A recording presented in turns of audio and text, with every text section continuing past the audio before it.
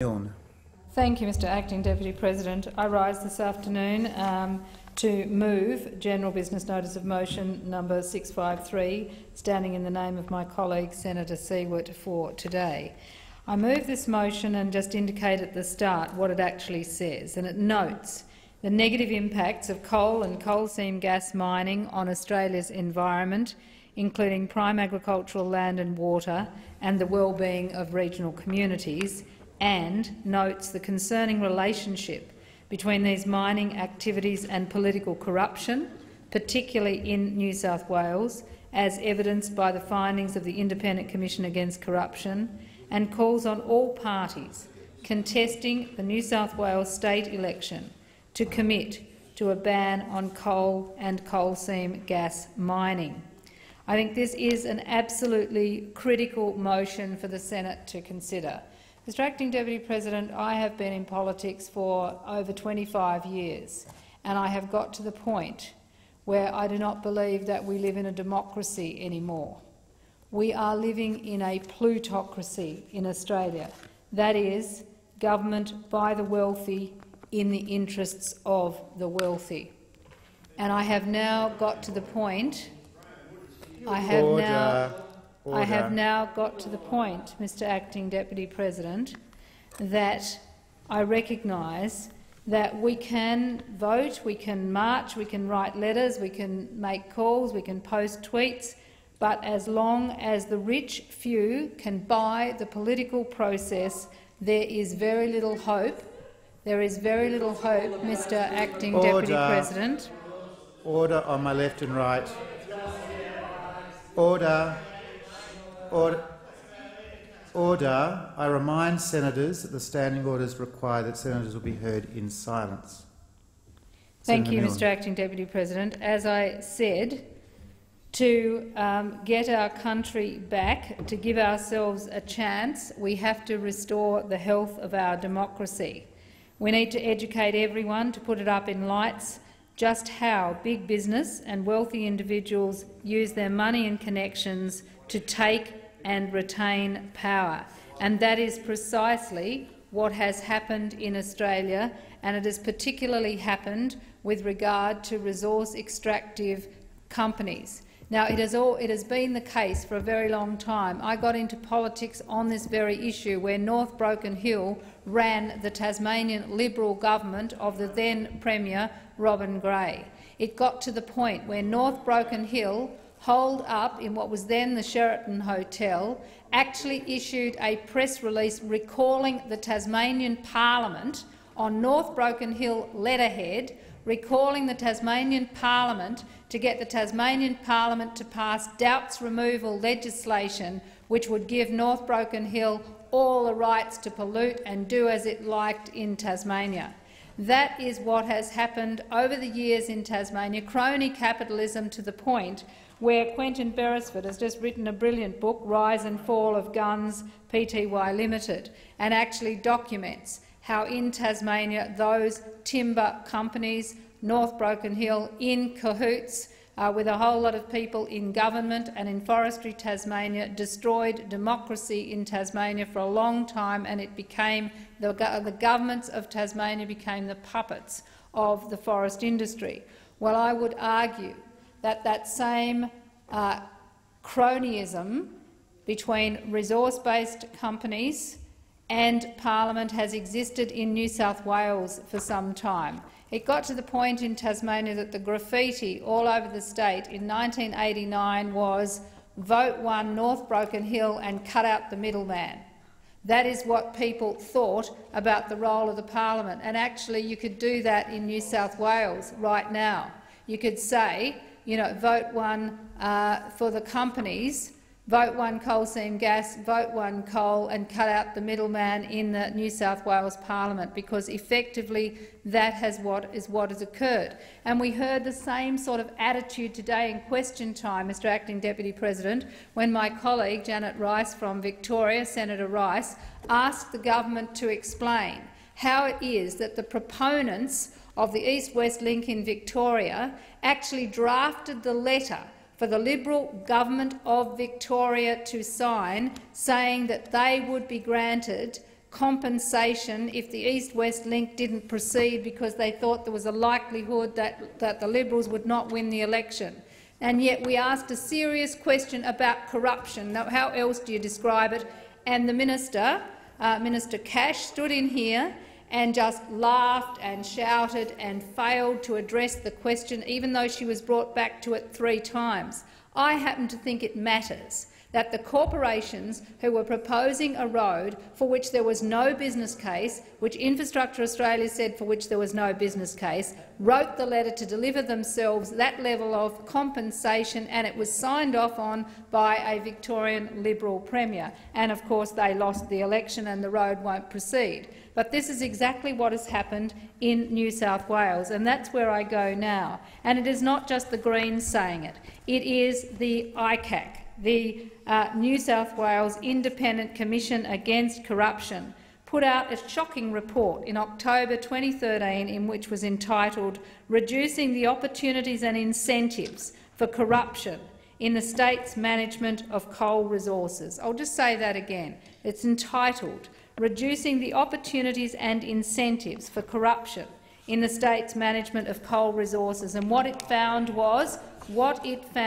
in that ICAC report was shocking levels of corruption and incentives for it in New South Wales under then a Labor government, but continuing now, I would argue, under a Liberal government. We have got corruption in New South Wales. There's no other way that you can describe the absolutely disgraceful behaviour. And in the investigation into Operation Jasper followed an allegation made by a private individual in February 2011 that confidential information regarding the tender process for awarding the Mount Penny coal tenement had been leaked to the Obeid family. As part of that investigation, the Commission examined the circumstances surrounding a decision made in 2008 by the Honourable Ian McDonald, MLC, then Minister for Primary Industries and Minister for Mineral Resources, to grant a coal exploration licence to Cascade Coal Pty Limited, and the circumstances relating to the tendering process and the way in which the tender bids were assessed. The Commission found that Mr McDonald's corrupt conduct was motivated by an agreement with the Honourable Edward Obeid Sr. and Moses Obeid to financially benefit the Obeid family. Mr McDonald, Edward Obeid and Moses Obeid were found to have engaged in corrupt conduct by conspiring to defraud in the creation of the Mount Penny tenement.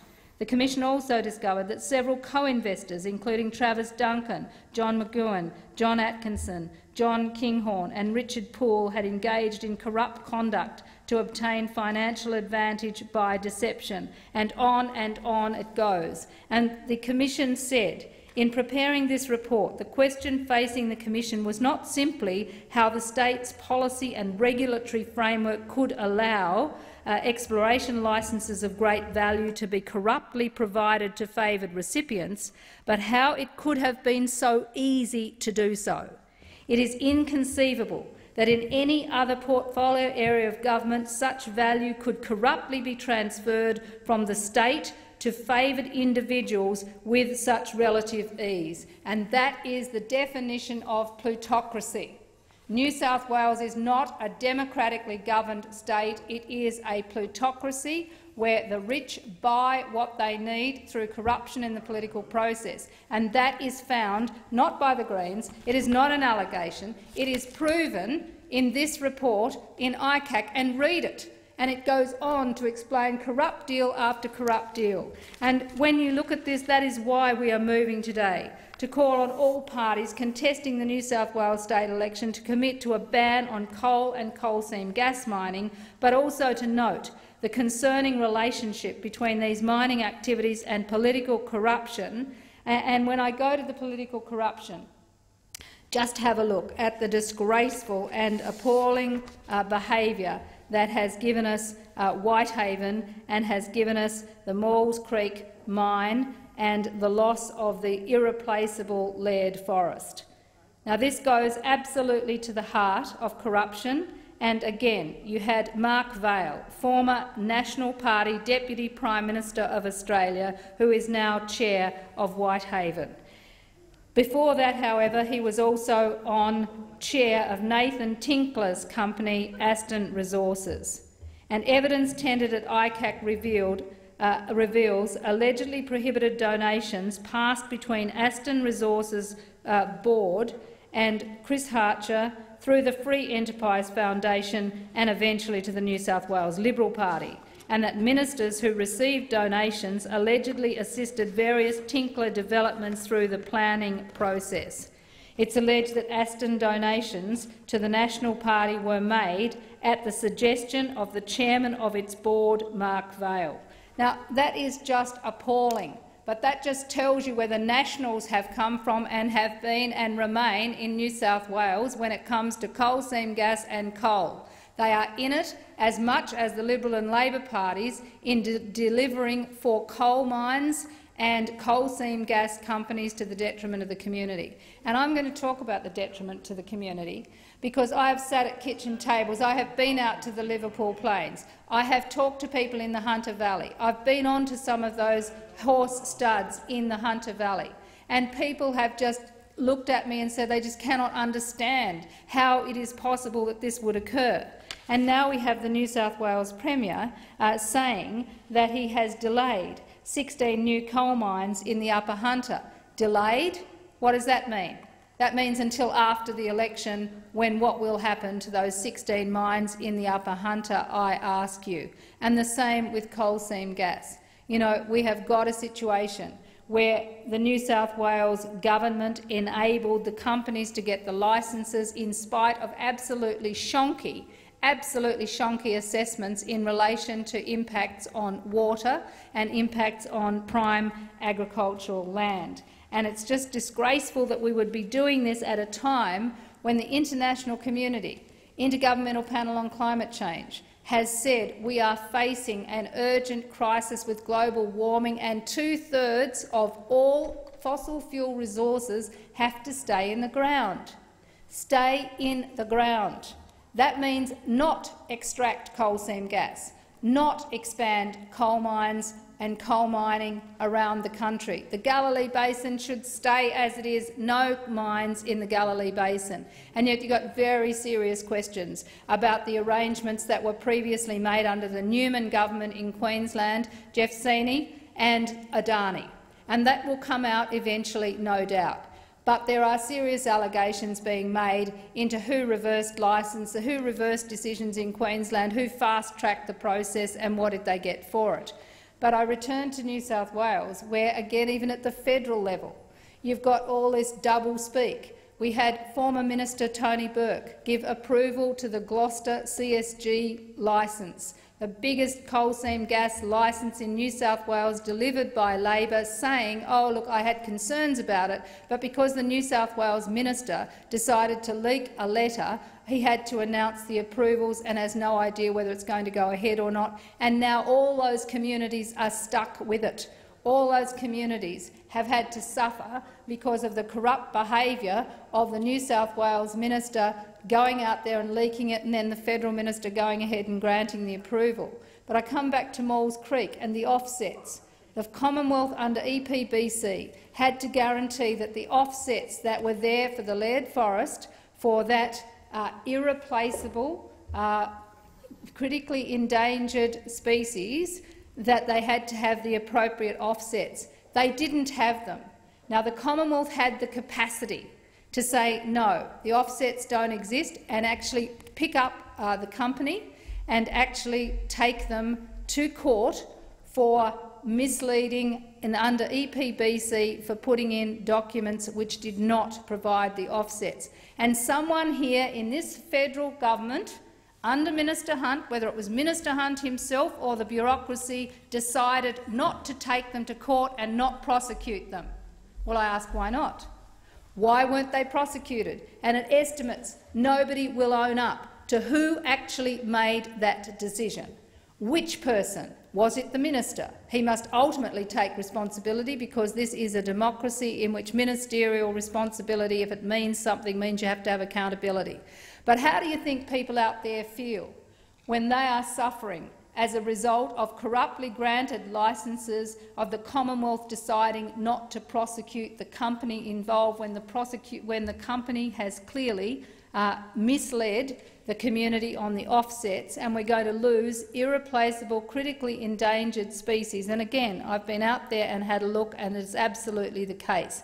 You are losing the layered forest, and the offsets are nothing like the vegetation types that are required to sustain the ecosystems there. So that is why we are saying that at the highest level, coal and coal seam gas should stay in the ground because of the impacts of global warming, but more particularly we are highlighting the corrupt culture in New South Wales that is extended through the Liberals, the Nationals and the Labor Party in New South Wales, and no amount of saying it's not changes the fact that if there was real justice in New South Wales, then we would have had every single one of those corrupt licences that have been given cancelled. Why weren't they cancelled? But instead of that, bad behaviour has been rewarded. They are proceeding, and Mark Vaile is going to make a great deal of money out of the fact that he is proceeding on the board of Whitehaven with a mine that should never have been allowed to proceed.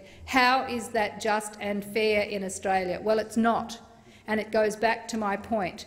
Government by the wealthy, for the wealthy, through the corrupt processes set out by ICAC, and the Greens join with ICAC in the question that how is it possible that this could have happened in New South Wales.